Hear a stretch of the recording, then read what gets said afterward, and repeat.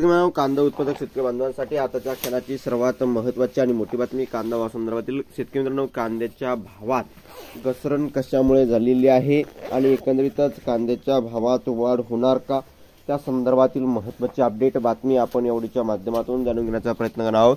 तरी महाराष्ट्रातील तमाम कांदा उत्पादक शेतकरी बांधवांना एकच विनंती, व्हिडिओ शेवटपर्यंत बघा। अतिशय महत्त्वाचा व्हिडिओ जर आवडला तर नक्कीच लाईक करा। चॅनलवर नवीन असाल तर या ठिकाणी बघितलं तर माझा शेतकरी या यूट्यूब चॅनलला सबस्क्राइब करून दुसरा लाईक म्हणजे घंटा लगा, जेणेकरून जेव्हा तुमच्यापर्यंत सर्वात अगोदर पोहोचते। संपूर्ण व्हिडिओ शेवटपर्यंत नक्कीच बघा। महाराष्ट्रातील तमाम कांदा उत्पादक शेतकरी बांधवांना विनंती आहे, घसरलेला कांदा शेतकऱ्यांच्या मुळावर 20% शुल्क तातडीने रद्द करण्याची मागणी शेतकरी बांधवांकडून केली जात आहे। त्या संदर्भातील महत्त्वाची बातमी संपूर्णपणे आपण एवढीच्या माध्यमातून जाणून घेण्याचा प्रयत्न करणार आहोत। तरी महाराष्ट्रातील तमाम कांदा उत्पादक शेतकरी बांधवांना एकच विनंती, व्हिडिओ शेवटपर्यंत बघा। अतिशय महत्त्वाचा हा व्हिडिओ जर आवडला तर नक्कीच लाईक करा। चॅनल असाल तर माझा शेतकरी या यूट्यूब चॅनलला सबस्क्राइब केलं असणार आहे। तर आता सुरुवात करतोय।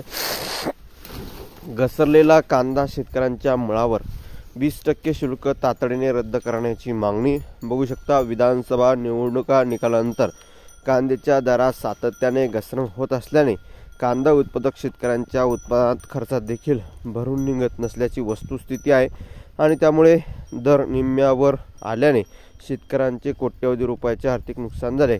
त्यामुळे केंद्र सरकारने कांदा निर्यात लावलेले 20% शुल्क तातडीने रद्द करण्याची मागणी शरद जोशी प्रणीत शेतकरी संघटना, कांदा उत्पादक शेतकरी संघटनेच्या पदाधिकारी, कृषी मंत्री, जिल्हाधिकारी यांच्याकडे यावेळी करण्यात आलेले आहे। श्रीलंका सरकारने या ठिकाणी कांद्यावरील आयात शुल्क 20% कमी करून अधिकाधिक कांदा आयातीचे प्रयत्न सुरू केले असल्याने नाशिकसह राज्यातील शेतकऱ्यांना त्यांचा लाल कांदा श्रीलंकेत परदेशात निर्यात करता यावा, कांद्याचा खर्चावर आधारित चांगला दर मिळावा, यासाठी केंद्र सरकारने कांद्यावरील 20% निर्यात शुल्क तातडीने रद्द करणे आवश्यक असल्याचे नवनिर्वाचित कृषी मंत्री माणिकराव कोकाटे यांना दिलेल्या निवेदनात म्हटले आहे।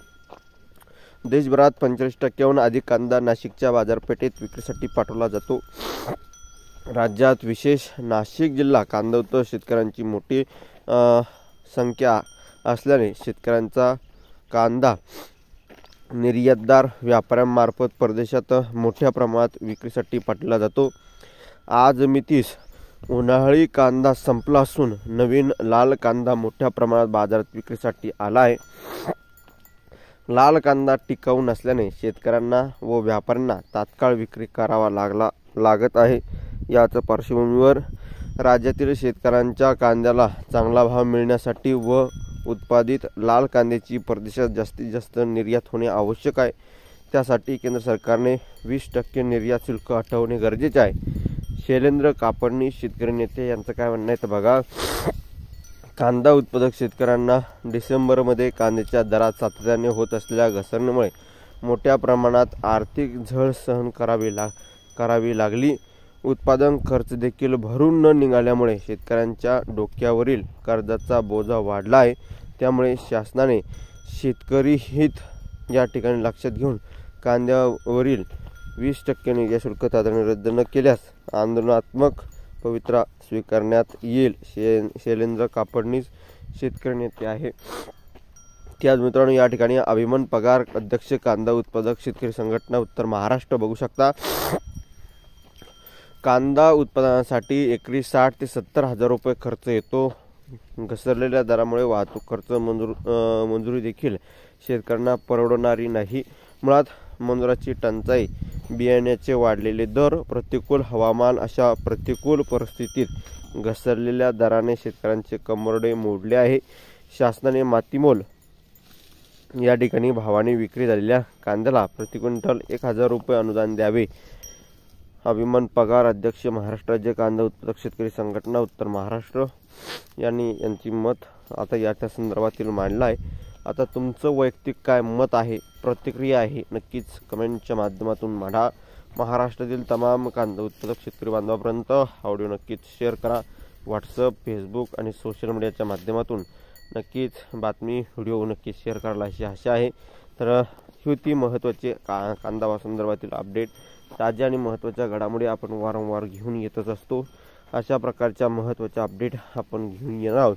कांद्याच्या भावात नक्कीच वाढ होऊ शकते, परंतु कधी तर या ठिकाणी सरकारने योग्य निर्णय कांदा निर्यात शुल्कात या ठिकाणी जी निर्यात शुल्क लागू केलेलं आहे ते काढलं तर नक्कीच येणाऱ्या दिवसामध्ये कांद्याच्या भावात साहजिकच आहे सुधारणा होऊ शकते.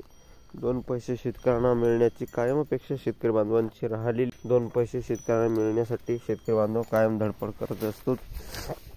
आधीच आसमानी सुलतानी संकट शेतकऱ्यांच्या कायम मळावर आहे अशी काही परिस्थिती आहे. त्यामुळे नक्कीच येणारे दिवस फार भीतीचे आणि फार कठीण शेतकऱ्यांसाठी झालेले आहे.